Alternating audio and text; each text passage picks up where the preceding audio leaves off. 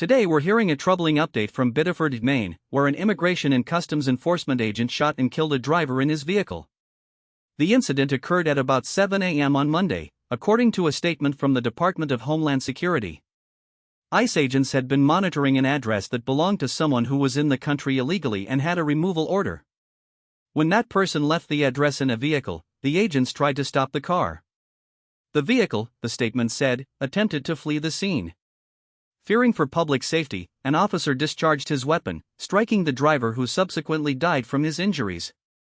This event marks the second fatal shooting in a week involving an ICE agent firing into a vehicle, and it comes as federal agents have shot more than 20 people since last year, many of whom were in vehicles.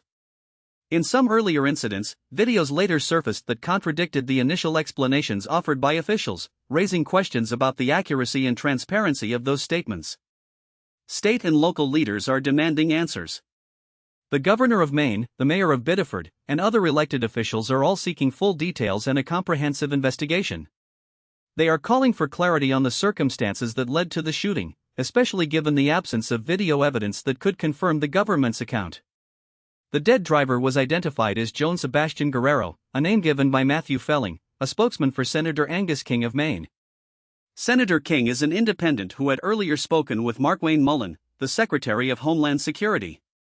Initially, Mullin told the senator that the person who was shot was the target of an arrest warrant and was being cleared to leave the country.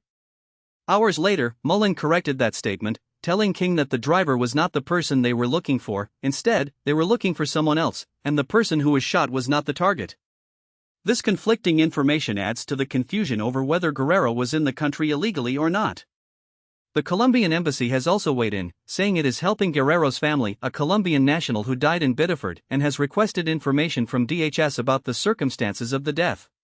The incident took place in a residential neighborhood, where a social media video captured agents surrounding a body at an intersection next to a car that bore bullet holes. That footage, while showing the aftermath, does not provide the full context of the agent's decision to fire. In summary, a federal ICE agents claim that a fleeing vehicle posed an immediate threat resulted in a fatal shooting, the second such fatality in a week. The lack of corroborating video raises concerns, and state officials are calling for an investigation.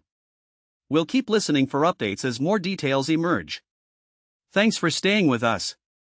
If you're following this story, stay tuned for the next round of information.